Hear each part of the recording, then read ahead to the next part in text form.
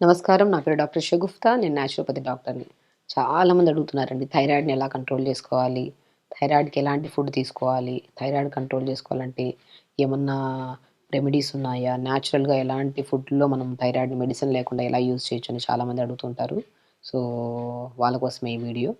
So, thyroid అండి మనం ఒక్కటి ఏంటంటే కొంతమందికి జెనెటికల్‌గా వస్తుంటది. కొంతమంది because of life style disorder వల్ల వస్తుంటది. కొంతమందికి హార్మోనల్ చేంజెస్ వల్ల వస్తుంటది.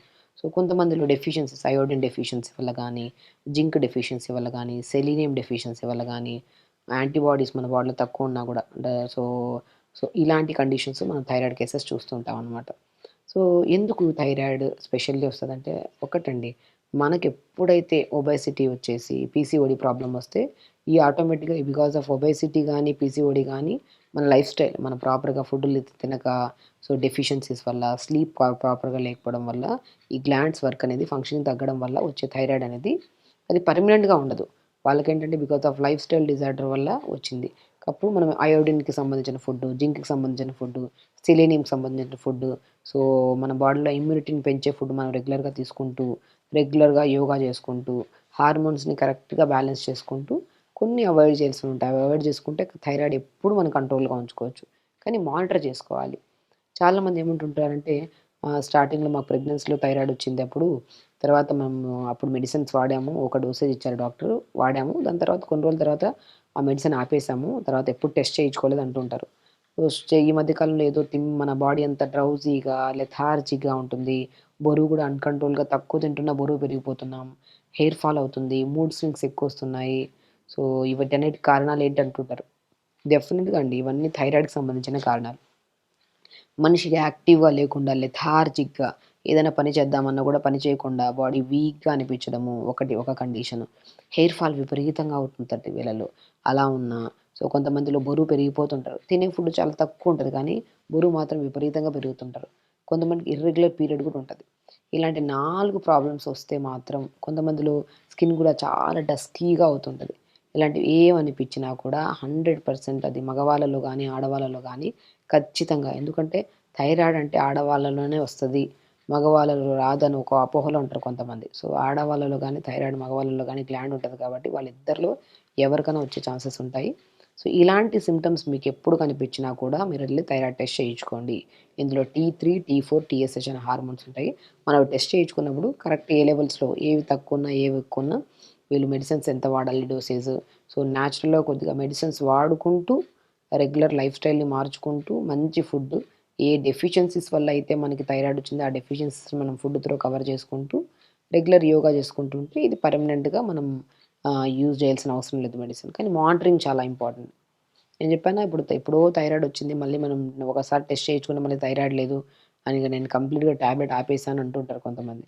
సో, నేనేమంటానంటే ఓకే. మన టాబ్లెట్స్ అనేది పర్మనెంట్ ఏం కాదు సొల్యూషను. బట్ దాంతో పాటు వదిలేసాం కదా టాబ్లెట్. అట్‌లీస్ట్ మన లైఫ్ స్టైల్ అన్నా మనం మార్చుకుంటున్నాము. అలా కూడా కాదు. నచ్చింది తినేస్తున్నాము. నచ్చినవి ఏవైతే తినకూడదో అవి ఎక్కువ తినేసేయడము. ఇవన్నీ చేసుకుంటూ మళ్ళీ థైరాయిడ్ మళ్ళీ స్టార్ట్ అయిందనుకోండి. ఆ సింప్టమ్స్ ఇలా కనపడతాయి. కాబట్టి థైరాయిడ్ వచ్చింది, డయాగ్నోస్ అయింది, కొన్ని రోజులు మెడిసిన్స్ వాడారు అనుకున్నప్పుడు ఇంకొన్ని రోజుల తర్వాత అప్పుడు అట్‌లీస్ట్ 3 మంత్స్‌కి ఒక్కసారి T3, T4, TSH levels test చేయించుకొని మానిటర్ చేసుకోవాలి. ఓకే. నార్మల్‌గా ఉన్నప్పుడు ఇదే లైఫ్ స్టైల్‌ని ఇలా ఫుడ్ మంచిగా కంట్రోల్ చేసుకుంటే మనం ఎప్పుడు టాబ్లెట్స్ తీసుకోవాల్సిన అవసరం లేదు. కొంతమంది 125 ఎంసీజీ, 100 ఎంసీజీ ఇంకా ఎక్కువ ఎక్కువ డోసేజ్ వాడుతూ ఉంటారు. సో, అన్‌కంట్రోల్‌గా పెరుగుతా ఉంటది థైరాయిడ్ లెవెల్స్. మనకి 5 ఉండాలి. సో, 5, 7, 10, 11 కొంతమందికి 50, 100 కూడా వచ్చే ఛాన్సెస్ ఎక్కువున్నాయన్నమాట. So, irregular food habits, irregular lifestyle disorder. కాబట్టి మనము అయోడిన్ రిచ్ ఫుడ్‌లో యాపిల్స్ ఎక్కువుంటాయి. గ్రీన్ యాపిల్స్ ఎక్కువుంటాయి. సో, దీంట్లో ఎక్కువ 50-70% అయోడిన్ ఎక్కువుంటది. అయోడిన్ సాల్ట్స్ కూడా దొరుకుతుంటాయి మనకి. సో, ఇలాంటివి అయోడిన్ మనం రెగ్యులర్‌గా ఫుడ్స్ రూపంలో ఆకుకూరలు ఎక్కువుంటాయి. మునగాకు గాని, బచ్చల కూర గాని, తోటకూర గాని వీటన్నిటిలో కూడా ఐరన్ ఎక్కువుంటది. అయోడిన్ కూడా ఎక్కువుంటది. సో, మనం ఏదో రకంగా మంచి వెజిటబుల్స్, ఫ్రూట్స్‌లో స్పెషల్లీ గ్రీన్ యాపిల్స్ అయోడిన్ ఎక్కువుంటది.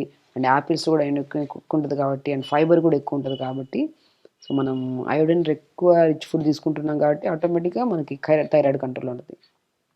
సో, మన బ్రెజిల్ నట్స్ అని ఉంటాయి. బ్రెజిల్ నట్ కూడా అద్భుతంగా పనిచేస్తుంది. సెలీనియం కంటెంట్ ఎక్కువ ఉంటది దీంట్లో. బ్రెజిల్ నట్, హాజెల్ నట్ 2 బ్రెజిల్ నట్స్, 2 హ్యాజిల్ నట్స్ పొద్దున నానబెట్టండి థైరాయిడ్ ఉండేవాళ్ళు. నానబెట్టి సాయంత్రము ఎర్లీ డిన్నర్స్ లైక్ ఆల్మోస్ట్ 6-6:30 కల్లా డిన్నర్ చేసేసి 7:00 ఒకటి లేదా 2 బ్రెజిల్ నట్స్ పెద్దగుంటాయి. పనసకాయ విత్తనం ఎలా ఉంటాయి అలా పెద్దగుంటాయి బ్రెజిల్ నట్స్. అలా 2 బ్రెజిల్ నట్స్‌ని, 2 హ్యాజిల్ నట్స్‌ని పొద్దున నానబెట్టేసుకొని డిన్నర్ చేసిన ఒక హాఫ్ అన్ అవర్ తర్వాత తిన్నారనుకోండి 100% మనం మాక్సిమం కొద్దిగా ఫుడ్స్‌లో గానీ, యెల్లో క్యాప్సికము, రెడ్ క్యాప్సికమ్స్, తోటకూర, బచ్చల కూర, green Apple, Brazil nuts, so దాని హ్యాజిల్ నట్స్ ఇన్ని రకాలున్నాయండి అద్భుతంగా మనకి థైరాయిడ్‌ని కంట్రోల్ చేయడానికి. సో వీటిని మనం రెగ్యులర్‌గా ఫుడ్ హ్యాబిట్స్‌లో యాడ్ చేసుకుంటూ, సో ఇమ్యూనిటీని బాగా పెంచుకునే మనం ఆరెంజ్ జ్యూసెస్ తీసుకోవడం గానీ, కొంతమంది నేను చెప్తుంటాను ఆరెంజ్ జ్యూసెస్ కూడా మంచి ఇమ్యూనిటీ. సి విటమిన్ ఎక్కడైతే మనకి మంచిగా దొరుకుతదో, మంచిగా మనకి ఇమ్యూనిటీ పెరుగుతది. సో ఇలా మనం ఫుడ్‌ని బాగా ఈ టైప్ ఆఫ్ ఫుడ్‌ని తీసుకుంటూ అండ్ ప్రత్యేకంగా అండి థైరాయిడ్‌ని కంట్రోల్ చేయడం ఫుడ్ వల్ల 40% అయితే, యోగా వల్ల ఆల్మోస్ట్ 60-70% మనం యోగా వల్ల కంట్రోల్ చేసుకోవచ్చు. యోగా అద్భుతంగా పనిచేస్తది థైరాయిడ్‌కి. మనం ప్రతిరోజు పొద్దున్నే లేచి సింహగర్జాసన ఒకటి, భుజంగాసన ఒకటి, సర్పాసన ఒకటి, ధనురాసన అద్భుతంగా పనిచేస్తది. సర్వాంగాసన ఈ 5 ఆసనాలను థైరాయిడ్ 100% కంట్రోల్ చేస్తది. సో మనం ప్రతిరోజు నేను చెప్తున్నాను కదా డైట్ అనేది మనకి Brazil nuts, hazelnuts, green apples, iron contents ఉన్న foods, zinc content foods, selenium contents ఉన్న ఫుడ్, ఇమ్యూనిటీని బాగా బూస్ట్ చేసే ఫుడ్స్.